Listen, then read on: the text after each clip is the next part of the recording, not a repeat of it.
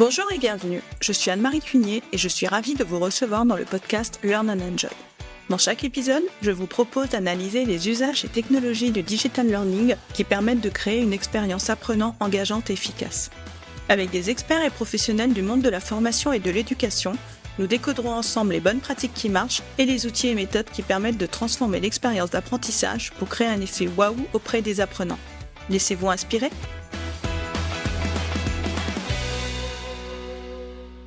Bonjour à tous, bonjour Clara. Bonjour Anne-Marie, bonjour tout le monde. Donc bienvenue dans cette mini-série consacrée aux droits d'auteur en digital learning, donc avec Clara Slotikamian. Donc nous arrivons au 5e et dernier épisode donc de cette mini-série. Et ce dernier épisode va être consacré à la protection de son module e-learning. Et oui, et c'est pas une mince affaire. Je suis sûre que c'est un vaste sujet aussi. Donc, Clara, par rapport à tout ce qu'on a vu dans les 4 épisodes précédents, donc est-ce que finalement, donc un module e-learning que l'on va créer pourrait lui aussi bénéficier d'une protection par le droit d'auteur en théorie ? Je pense que oui. En théorie, oui. Je pense qu'un module e-learning peut bénéficier d'une protection par le droit d'auteur. Après, il y a des questions à se poser et ces questions portent sur ce qu'on appelle la qualification du module. Quelle est sa qualification juridique ? Mais on en parle après. Déjà, de manière générale, pour savoir s'il peut y avoir une protection, on revient à nos conditions. Donc 1, est-ce qu'on est bien face à une œuvre de l'esprit ? Et 2, est-ce qu'elle est bien originale ? Est-ce qu'elle laisse bien transparaître ce qu'on appelle l'empreinte de la personnalité de l'auteur ? Bon, si l'œuvre module e-learning remplit bien ces conditions, alors potentiellement, on peut imaginer une protection par le droit d'auteur, puisqu'en fait, le droit d'auteur va naître exclusivement de la réunion de ces deux conditions, pas de dépôt à faire. Maintenant, le fait est qu'un module e-learning, c'est à la fois un tout, le tout module e-learning, mais c'est à la fois tout ce dont il est composé, à savoir les créations, les différents médias du coup qui le composent, et c'est là que la question de la protection devient un petit peu plus complexe.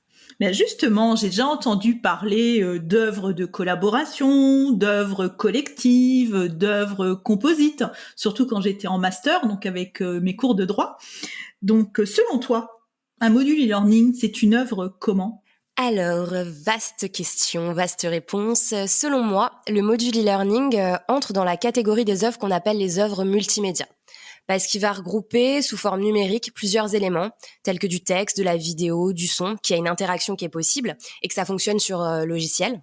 Mais le fait est que l'œuvre multimédia, c'est une œuvre hyper complexe en droit. Du coup, le module e-learning, on va pouvoir l'appréhender soit comme un tout, comme j'ai dit, donc le tout module e-learning qui en tout va bénéficier d'une protection, ou au regard des éléments qui le composent, à savoir les différents médias. Et si par exemple, c'est des médias que vous avez vous-même créés, ces différents médias, à savoir vous avez créé une voix off, vous avez créé, je ne sais pas moi, une vidéo, vous avez fait des photos, vous avez créé du texte et que vous recherchez une protection pour ça, bah là, individuellement, on pourra se demander, est-ce que ça remplit les deux conditions ? Est-ce que c'est original surtout ?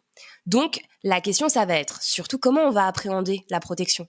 Est-ce qu'on l'appréhende pour l'œuvre e-learning comme un tout ? Ou est-ce qu'on l'appréhende via les divers éléments un par un ?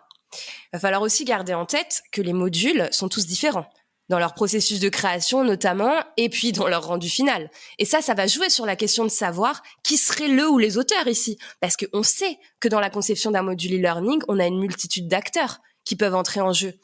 Alors, un commanditaire potentiellement, un chef de projet, un expert métier, un concepteur e-learning, un graphiste, etc., etc., etc. Donc ça y a quand même pas mal de personnes à prendre en considération.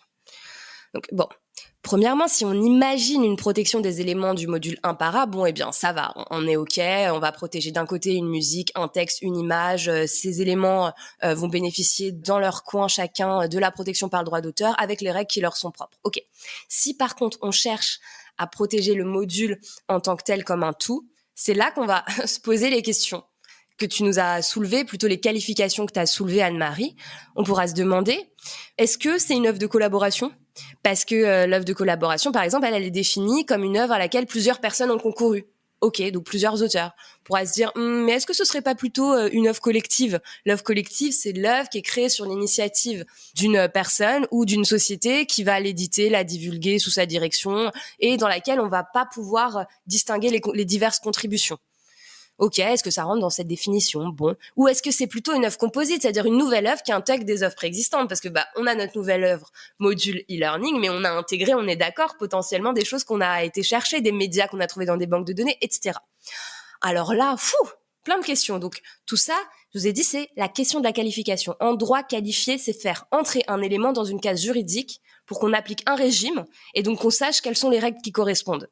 Mais il faudrait donc savoir dans quelle case le module e-learning entrerait. Cette question, elle est hyper complexe. Il n'y a pas un régime juridique qui existe aujourd'hui pour le module e-learning. Je ne pense pas que la question ait été encore appréhendée par un tribunal et que si on dit que c'est une œuvre multimédia, aujourd'hui, l'appréhension en droit de l'œuvre multimédia est très complexe. Donc, pour finir, pour moi, il est clair que le droit d'auteur a vocation à s'appliquer. Mais, comment on fonctionne? Est-ce qu'on se demande le module en tout? Est-ce qu'on cherche à protéger chaque création qu'on a faite dans le module?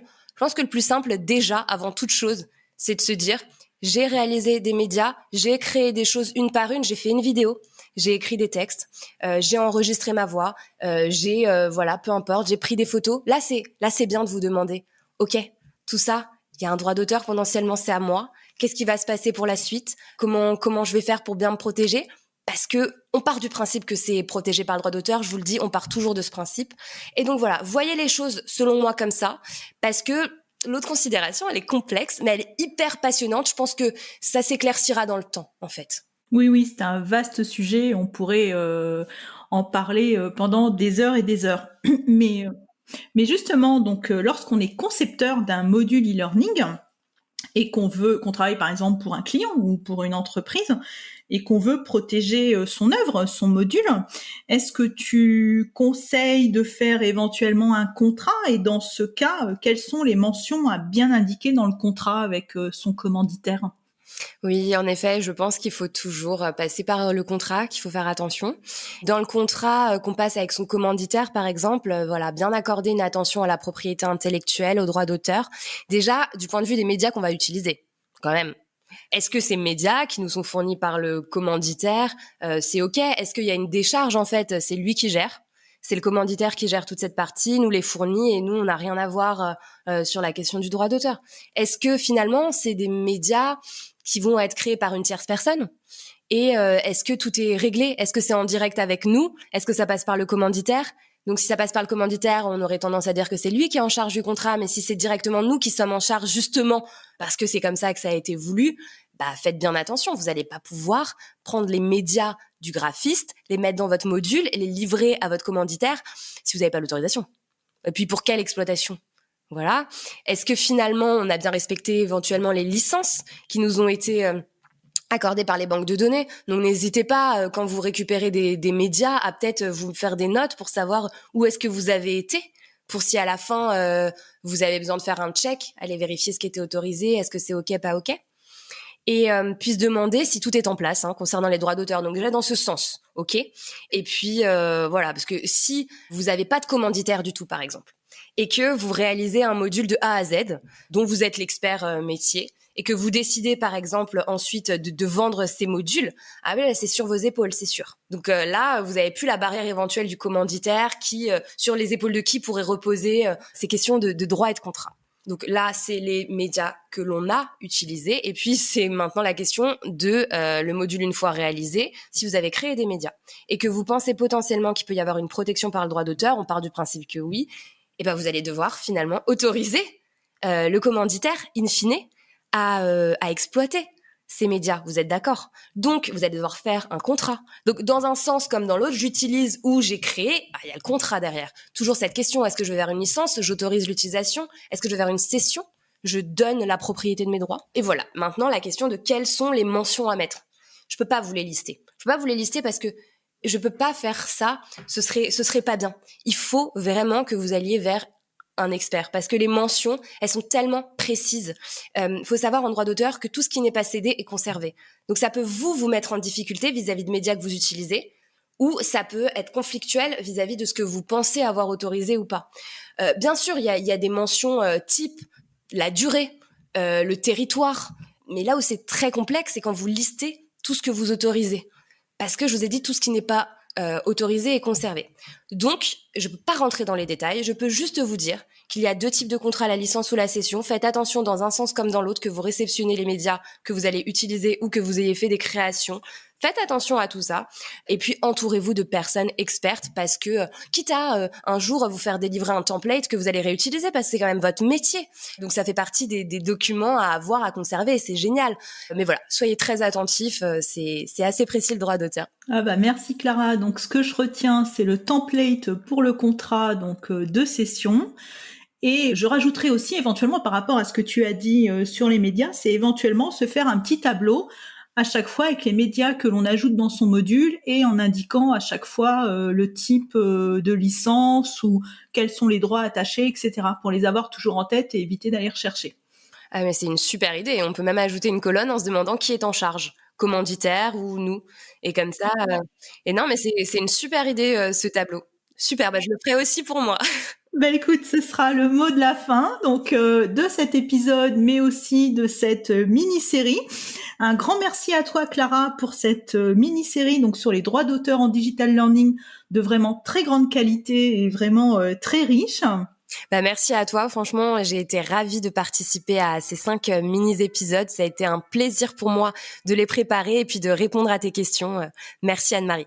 Et puis donc je mettrai comme d'habitude donc dans les notes de l'épisode donc ton contact LinkedIn, donc si on souhaite te contacter, et puis également donc le lien de ta page propriété intellectuelle actualité qui est vraiment très très riche puisque tu y partages toujours régulièrement des tips, des astuces et des bonnes pratiques. Super, je te remercie beaucoup. Eh bien merci encore Clara et puis à très bientôt. À bientôt. J'espère que cet épisode vous a plu. Si vous aimez le podcast Learn and Enjoy et si vous avez envie de me soutenir, de m'aider à faire connaître ce podcast, la meilleure façon, c'est de me laisser une note 5 étoiles sur Apple Podcast ou un petit commentaire. Pensez aussi à vous abonner pour être informé de la sortie des prochains épisodes. Et pour rester en contact ou me proposer un thème que vous souhaitez que j'aborde, vous pouvez me rejoindre sur LinkedIn. Vous me trouverez sous mon nom, Anne-Marie Cuinier. Je vous dis à très vite pour un nouvel épisode.